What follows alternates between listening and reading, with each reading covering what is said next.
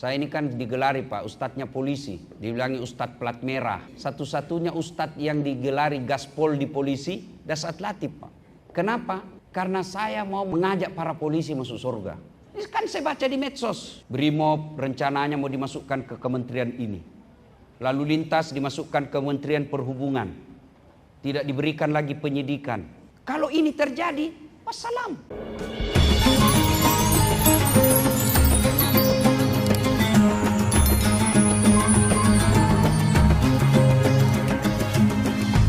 Dari Jakarta ke Bandung, yang pegang setir apa? Tangan. Gas rem, kaki. Yang melihat rambu lalu lintas, mata. Yang berpikir sepanjang jalan, otak. Tapi begitu ada tikungan, apa tertulis? Hati-hati. Tidak ada tertulis otak-otak. Padahal kan otak yang berpikir. Iya toh? Tapi apa?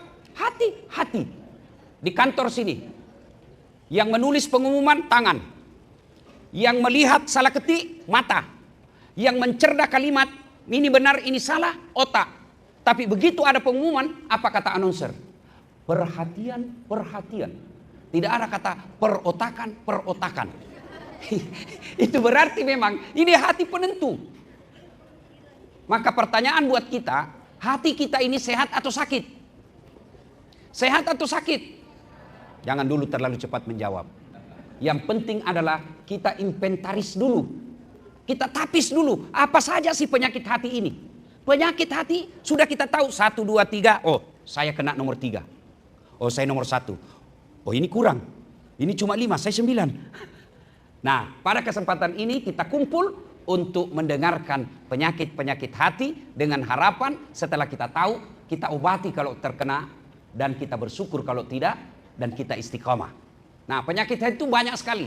Yang pertama, yang paling banyak nih, saya lihat dari saudara-saudara, adik-adik polisi. Apa itu? Sangka buruk. Sakwa sangka. Kenapa saya tidak dapat ini? Saya ini mestinya sama angkatan, kenapa dia lebih cepat? Kenapa tidak? Sangka baik, bos. Allah Maha tahu, jangan sangka buruk. Orang yang sangka buruk, itu tidak akan pernah merasakan ketenangan hati. Saya selalu kasih contoh kan. Dulu saya sangka buruk. Waktu saya daftar Akpol, bukan Akpol waktu itu, Akabri. Kan tidak lulus saya. Karena ceper. Jangan ketawa Pak, saya serius sini. Tidak cukup tinggiku waktu itu. Saya sempat. Padahal saya sudah sholat tahajud. Saya protes, ya Allah kenapa kau lahirkan saya dalam keadaan pendek?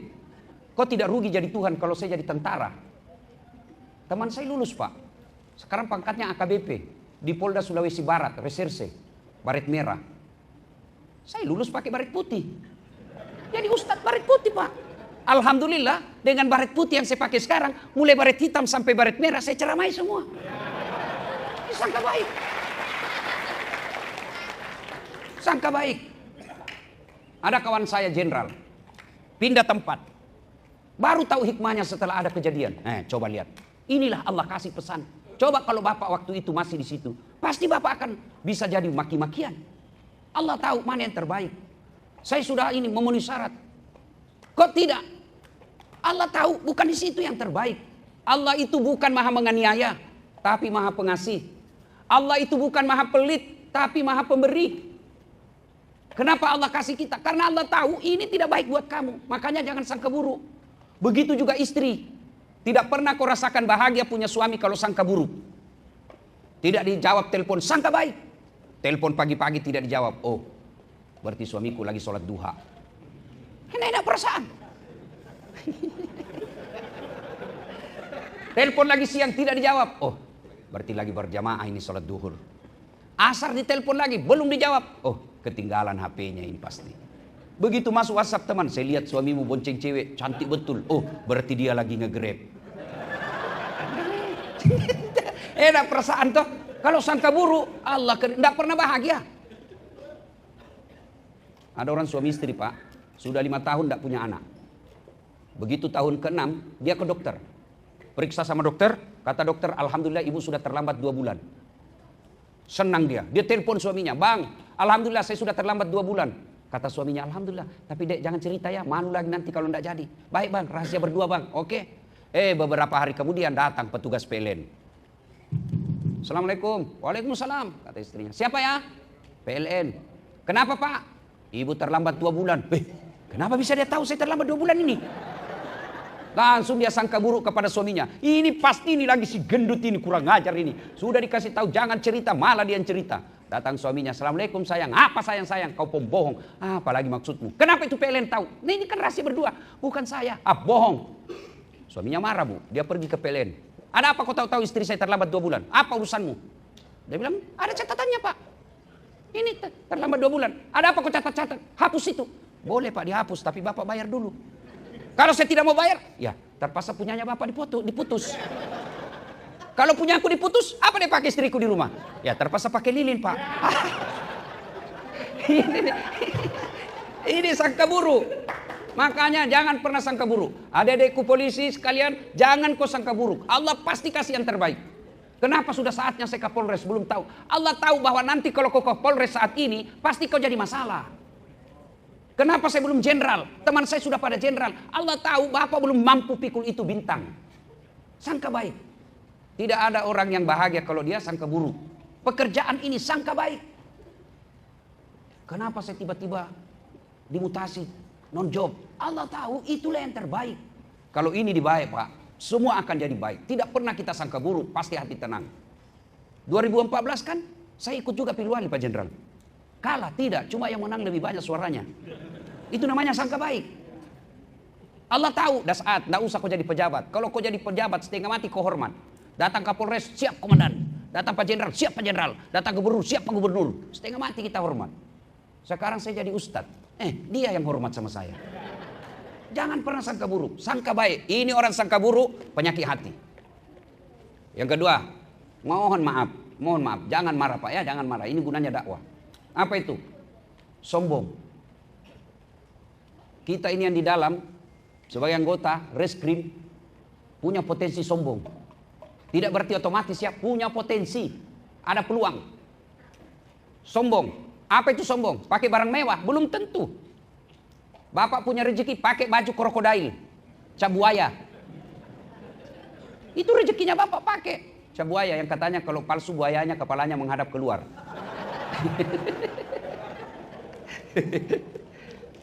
Apa sombong? Tidak. Bapak sebagai direktur, kasubdit, jenderal, ada rezeki orang kasih. Itu rezeki, pakai Pak. Itu rezeki namanya. Apa sombong? Tidak. Kapan sombong? Kata sombong itu hanya 2. Ketika Nabi bilang sombong itu 2 sifatnya. 1, nganggap remeh orang lain.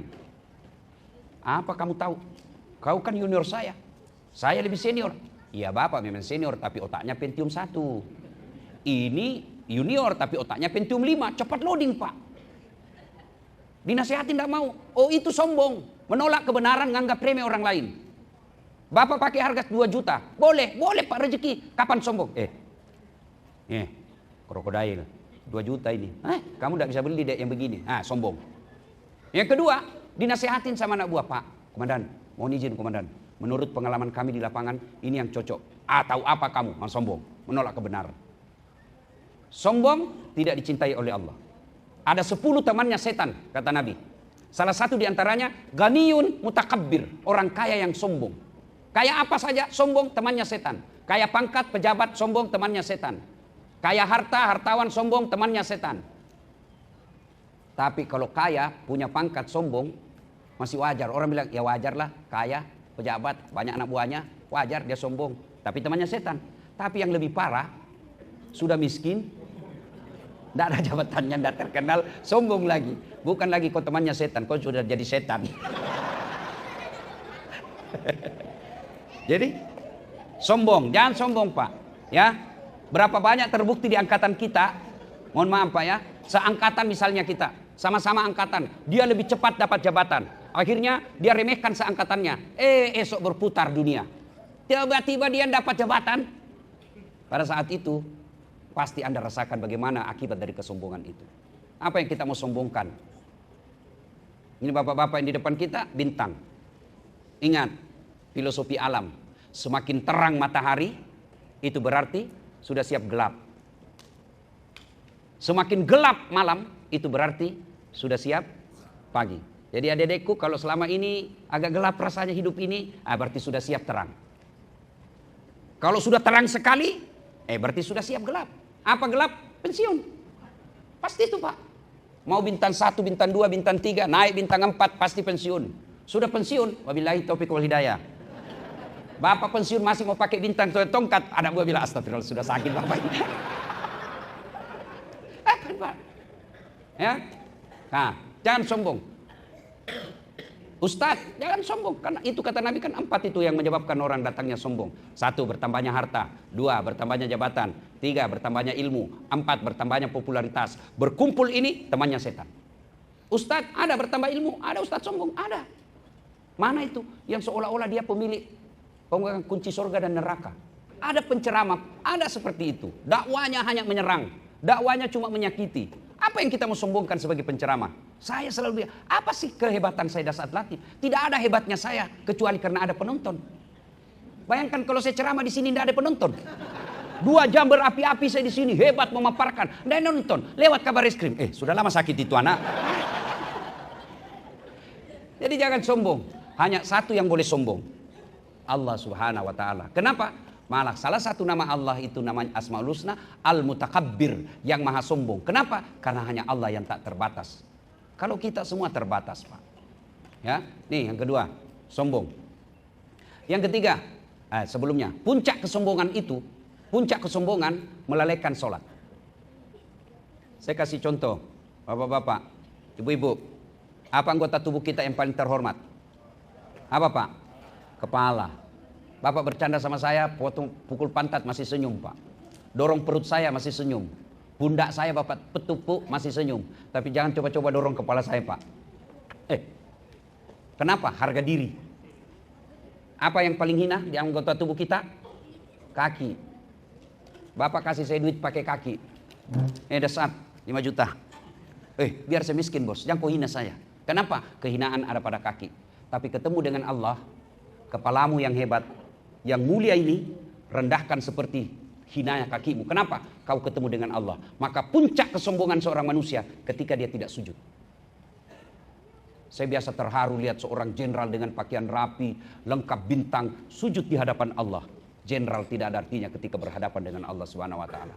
Maka adik-adikku sekalian anggota Polri, kalau kalian mau naik pangkat, sering-sering sujud kepada yang mengatur.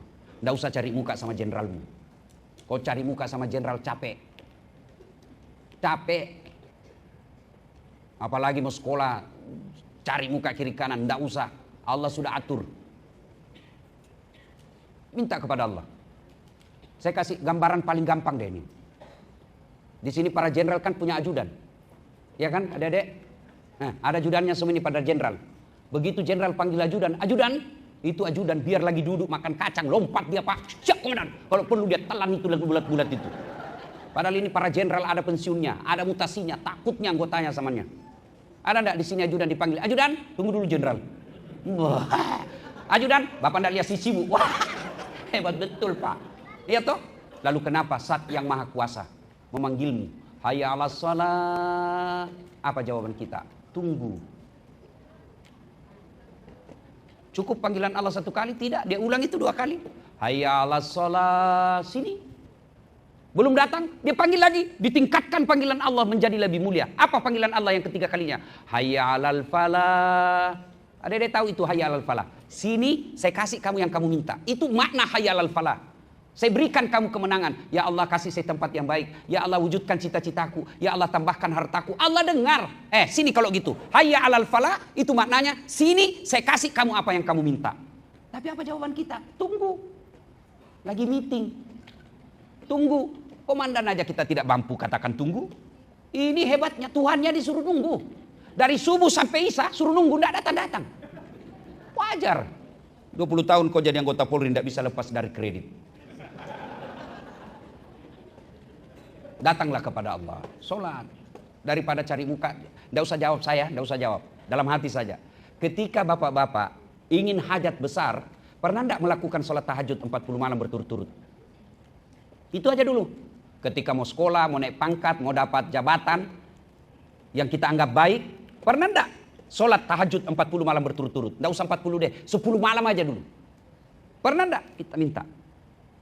Allah katakan sini, ud'uni astajib lakum. Itu kata Allah. Mari sini, Berdoa sama saya kasih kamu apa yang kamu mau. Itu janji Allah dalam Quran. Ud'uni astajib lakum. Minta sama saya kasih kamu. Dan Allah kalau kasih pasti yang terbaik. Ini soal minta, doa. Selesai sholat subuh, Nabi balik. Assalamualaikum warahmatullahi wabarakatuh. Nabi balik kepada seluruh sahabat. Saudara-saudara sekalian, ada enggak tadi malam yang bermimpi? Tidak ya Rasul. Kata Nabi, saya mimpi semalam. Saya dibawa masuk ke dalam surga. Dalam surga saya diperlihatkan ada hamba Allah dikasih hadiah oleh Allah. Ini hadiah ya fulan. Lalu orang ini berkata, ya Allah banyak sekali nih kau berikan kepadaku. Supaya gampang dimengerti saya kasih ilustrasi, gambaran. Pahalanya cuma 5, Allah kasih 50. Pahala saya cuma 5, kok 50 ya Allah? Banyak sekali ini. Apa jawaban Allah? Wahai hambaku, ketahuilah itulah doa-doamu yang tidak saya kasih ke waktu di dunia. Karena saya tahu apa yang kamu minta tidak baik. Dari kisah ini sesungguhnya kita bisa pahami bahwa doa itu pasti semua dikabulkan. Cuma cara mengabulkannya caranya 4. Allah mengabulkan doa itu 4 cara. 1, minta Allah kasih, namanya taufik. Ya Allah, mudah-mudahan tahun ini saya jadi Kapolda. Seperti Dirk Pitum kan? Jadi Kapolda di Sulsel. Taufik namanya itu. Kesesuaian apa yang kita mau dengan apa yang Allah mau. Itu namanya taufik. Yang kedua, Allah kasih tapi ditunda. Contoh, Nabi Zakaria minta anak usianya 21 tahun. Ya Allah berikan saya keturunan. 21 tahun umurnya. Kapan Allah kasih? 90 tahun. Berapa jaraknya itu? Dari 21 ke 90. 69 tahun. Nabi Adam ketika diusir dari sorga. Satu di India, satu di Irak. Adam di Irak, Hawa di India. Berdoa supaya dipertemukan. Berapa tahun baru Allah kabulkan? 200 tahun baru Allah perkabulkan di Saudi Arabia di Jabal Rahmah. Itu Nabi Pak. Nabi Yunus masuk dalam perut ikan, minta dikeluarkan. Berapa lama baru dikabulkan? 40 hari Pak. Itu Nabi, para Rasul, tidak ada dosanya. Kita tukang tipu. Istri aja kita tipu. Tidak ada deh, tidak ada duit biar baunya tidak ada. Begitu teman selingkuhnya, gampang deh, tenang aja.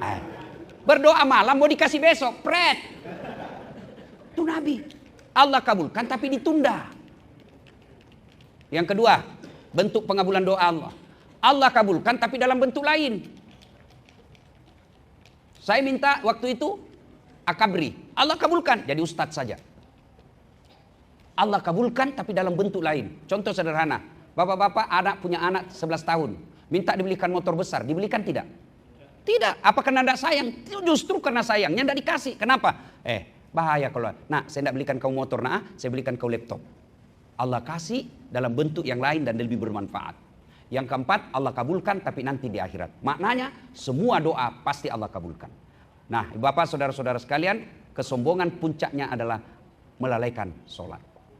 Nah, berikutnya penyakit hati yang berikutnya adalah hubbi aklil haram, suka memakan barang haram. Itu penyakit hati yang biasa kita tidak sadari. Apalagi masuk setan, bisik. Sudah, kau punya hak itu. Sudah, kan kau bantu. Sudah betul itu. Itu setan Pak. Dan lihat orang-orang yang suka memakan makanan haram. Susah dinasihati. Istrinya Pak kasar. Jadi kalau ada istri di rumah susah dinasihati. Dan dia lebih pengawasannya kalah-kalah propos. Baru datang kita HP aja bukannya tanya apa mau makan sayang. Mana HPmu? Salah satu indikasi terlalu sering istri kita dikasih makan uang haram. Coba lihat orang-orang Pak yang bagus, pangkat jabatannya tinggi, tapi menghalalkan segala cara. Kadangkala anaknya bikin malu. Percayalah Pak, tidak mungkin Allah haramkan sesuatu kalau memang itu ada faedah. Ada nikmat yang dimiliki seorang polisi yang kami tidak miliki. Apa itu? Nikmat baju coklat. Saya itu selalu marah kalau di medsos kalau ada orang bilang parcok. Saya ini kan digelari Pak, ustadznya polisi. Di medsos itu kan saya selalu dibilang kalau membela polisi, sudah dapat tuh ustadz. Dibilangi ustadz plat merah. Ustadz polisi. Kenapa? Padahal saya coba bandingkan di YouTube Pak. Satu-satunya ustadz yang digelari gaspol di polisi, Dasat Latif Pak. Coba lihat Pak. Kenapa? Karena saya mau mengajak para polisi masuk surga. Kalau saya mau ajak masuk surga. Kenapa Ustaz? Karena saya bisa ceramah dengan tenang karena diamankan oleh polisi. Mana bisa kita ceramah kalau Kantipmas sudah tidak aman? Dan saya bisa ceramah lancar perjalanan karena polisi lalu lintas. Macet jalan Pak, saya baca Yasin, tidak gerak-gerak mobilku.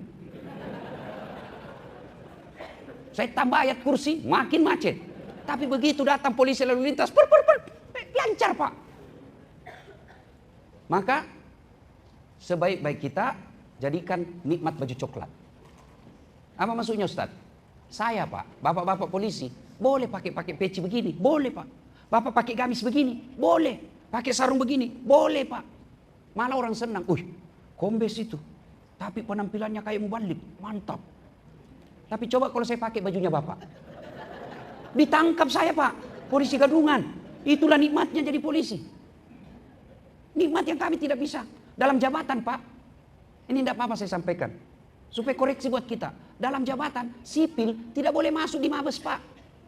Tidak ada Pak, doktor di bidang pemerintahan jadi Kapolres. Tidak mungkin. Tapi polisi, berapa banyak masuk di bidang-bidang sipil. Dirjen, irjen. Itu semua nikmat dari Allah. Tapi kalau kita tidak syukuri, maka muncullah ini opini, ayo reformasi Polri. Kalau reformasi Polri Pak, wabillahi taufiq wal hidayah. Ini kan saya baca di medsos. Brimob rencananya mau dimasukkan ke kementerian ini. Lalu lintas dimasukkan ke Kementerian Perhubungan. Tidak diberikan lagi penyidikan.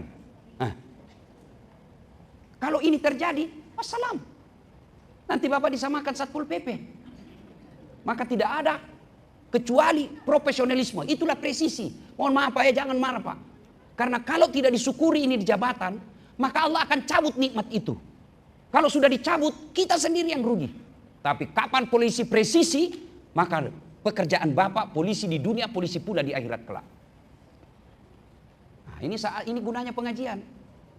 Supaya ada evaluasi, supaya hati kita baik. Karena waktu terbatas.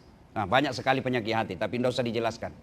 Nah, sekarang kita periksa. Oh, ini kena saya satu. Oh, ini saya kena semua. Kalau udah kena semua, apa kata Allah? Wala tai'asu min rauhillah. Jangan kau putus asa. Kalau sudah kena, jalannya apa? Bertobat. Hebatnya itu bertobat, beda manusia. Bapak salah sama saya, datang ke saya, maafkan saya dah saat. Oke, saya maafkan kau, tapi jangan kau lewat depan rumahku. Masih ada syaratnya. Tapi Allah, kita salah, apa kata Allah? Innallaha yuhibbut tawwabina. Saya cinta kepada hambaku yang bertobat. Supaya setan tidak masuk, supaya cara bertobat, manfaatkan ini agama. Makanya saya tadi masuk di sini Pak. Ini kan reskrim ini digambarkan ini, kalau saya sendiri lihat itu kan, ngeri Pak. Saya masuk tadi saja itu saya bilang, ini semua orang-orang bermasalah aja yang masuk di kantor ini. Iya kan?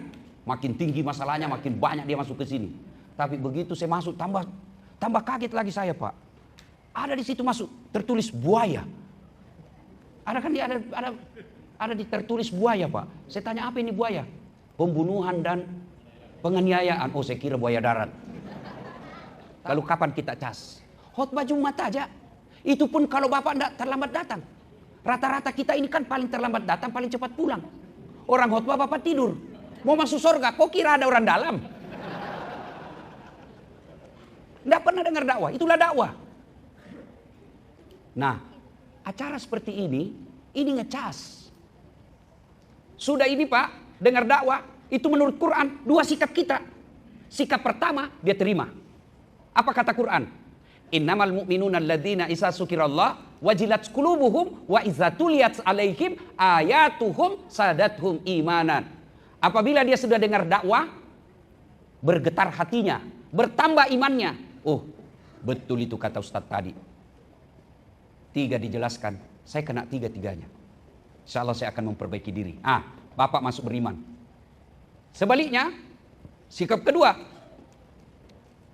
amal ladzina amanu wa amilus salihati falahum jannatul ma'wa. Hadiahnya orang beriman. Dikasih kau surga. Surga dunia, surga akhirat. Tapi sikap kedua, dia tolak. Apa itu Ustaz tadi? 4 dia bahas, kita terus dia kena. Tidak enak rasanya. Pak Jenderal, tidak usah lagi dipanggil itu Pak Ustaz. Tidak bagus. Ini kena sindiran Allah. Kau sampaikan ayat Allah atau tidak, la yasta'un. Mereka tidak akan beriman. Bahkan mereka, kata Allah, lebih hina dari binatang. Adik-adik tahu kambing? Tahu kambing? Kambing Pak, kakak saya jual beli kambing di kampung. Itu kambing kalau dia nakal, dia suruh jual, bawa ke pasar, jual. Sampai di pasar tidak ada yang beli. Apa kakak saya kata kakak saya, bawa pulang, potong, kita makan sama-sama. Itu kambing. Nakal, jual. Tidak ada yang beli, potong. Kalau ada anggota di sini nakal, siapa yang mau beli, Pak? Siapa yang mau makan? Itulah mana manusia lebih hina dari binatang.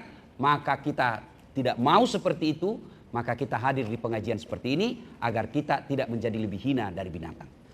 Pada akhirnya kita bersyukur kepada Allah Subhanahu wa taala. Cara bersyukurnya dengan pekerjaan ini, bekerja dengan baik, dan bekerja dengan baik itu ditentukan oleh hati. Kalau hatinya baik, insya Allah kerjanya dengan baik. Bapak, saudara-saudara sekalian, inilah pengajian kita pada taklim kita kali ini. Terima kasih atas undangannya. Mohon maaf jika ada kata dan kalimat yang tidak berkenan. Saya juga atas nama masyarakat Sulawesi Selatan, tadi dibilang Pak Kabar Reskrim, Ustadz datang menjemput Kapolda. Nah, insya Allah, selamat datang di Sulawesi Selatan, yang orang bilang negeri para petarung. Orang Sulawesi Selatan itu, Pak, tidak berbasa-basi dengan mulut. Makanya dalam budaya Sabang sampai Merauke, Bugis Makassar tidak punya budaya pantun. Pulau Sumatera, Pulau Kalimantan ada pantun. Misalnya dia mau melamar anaknya, orang, aku melihat ada bunga di taman. Bunga itu sudah siap untuk dipanen. Itu maknanya ada anak gadis yang mau dilamar. Kalau orang Sulawesi tidak, Pak Jenderal. Dia bilang, sudah besar anakmu ya? Kasih menikah dengan anakku. Cocok ini. Nah, itu orang Bugis begitu dia, Pak. Nah, mungkin ini juga, coba kalau Pak Jenderal besok sampai ke Sulawesi, di Sulawesi itu coba lihat rumah makannya, Pak, tidak ada itu yang di belakang. Rumah makannya pasti di depan dapurnya. Semua dapur di depan, Pak. Coto, Konro, Sop Saudara, Palu Bara, Palu Mara, Palu Kaloa, semua di depan. Itu artinya apa? Apa yang dihidangkan tidak pakai sembunyi-sembunyi. Bapak boleh lihat. Dalam senjata rahasia senjata Bugis namanya badi. Orang Makassar bilang badi, orang Bugis bilang pat tepi. Di sini dia simpan, Pak. Kalau mungkin yang lain di belakang. Orang Bugis sini, Pak. Kalau dia bilang saya suka, dia suka. Biar dia bersahabat 10 tahun. Kalau sahabatnya tiba-tiba jelek, langsung dia bilang, jangan kau begitu. Berkelahi kita itu. Nah, dia di sini. Ada orang bilang di Medan sumbu pendek. Kalau di Sulawesi Selatan tidak pakai sumbu. Ya. Saya ini sebagai pemberitahuan awal kan. Tapi jangan Bapak cemas, Pak. Tapi begitu Bapak datang dan baik, orang lebih baik lagi. Sportif itu orang Sulawesi. Tanya teman-teman yang pernah tugas di Sulawesi Selatan. Kalau orang Sulawesi bilang, di mana rumahnya Dasat? Sana. Orang biasa bilang kasar. Tidak, itu sportif, Pak. Ini penunjuk namanya. Kalau orang Sulawesi suruh masuk makan. Tabe, terbuka semua, Pak. Tidak ada ditutup. Tapi kalau dia tidak sunnah, Pak, dia ngomong. Tapi romantisnya laki-laki Bugis bukan di mulut. Tapi romantisnya dari perlakuan. Tidak ada itu orang Bugis, suaminya dulu haji baru istrinya, enggak. Pasti istrinya dulu. Tidak ada orang Bugis, suaminya pakai emas, istrinya tidak, enggak. Istrinya dulu, romantis. Dan romantisnya tidak ada kata sayang-sayang, enggak. Saya sendiri yang selalu menganjurkan, ayo romantis kepada istri, saya enggak romantis, Pak. Enggak bisa saya, kayaknya keluh milit saya kalau bilang sayangku, aduh geli sekali saya rasa, Pak. Insyaallah saya sebagai pendakwah di Sulawesi Selatan siap untuk bekerja sama membantu Pak Jenderal. Filosofi orang Bugis, pipos, padaidi, padaelo, sipatuo, sipatokong, mali, siparape, malilu, sipakainga, cek deta, megai bagi-bagi. Itu artinya begini, padaidi, padaelo, sama-sama kita, Pak. Sama kita. Padaelo, sama rasa. Bapak tidak senang dibohongi, saya juga begitu. Bapak tidak senang ditipu, saya juga begitu. Ya, sama rasa namanya. Sipatuo, ayo kita saling menghidupi. Sipatokong, ayo kita saling mendukung. Mega, cek deta, sedikit, ya masing-masing sedikit. Kalau banyak, kita bagi banyak-banyak. Nah itu, kalau itu dipegang insya Allah. Pada prinsipnya semua sama. Di mana-mana saya ketemu orang Bugis, Pak. Saya pergi ke Singapura, ada Bugis Street. Saya pergi ke Malaysia, Sabah, Sarawak. Pak Jenderal kan pernah tugas di Tarakan, situ banyak orang Bugis. Begitu saya masuk penjara, banyak juga orang Bugis, Pak. Demikian, mudah-mudahan ada manfaat. Sebelum kita akhiri, mari kita berdoa. Kita awali dengan mengirimkan suratul Fatihah kepada Rasulullah Muhammad SAW. Khasiat dan keutamannya kita ikhlaskan untuk melingkupi kantor kita ini, gedung ini, agar Allah menjaga orang-orang yang ada di dalamnya. Ila hadratin Nabi Mustafa Muhammad SAW, summa hususil sahibul bait. Al-Fatihah. Bismillahirrahmanirrahim.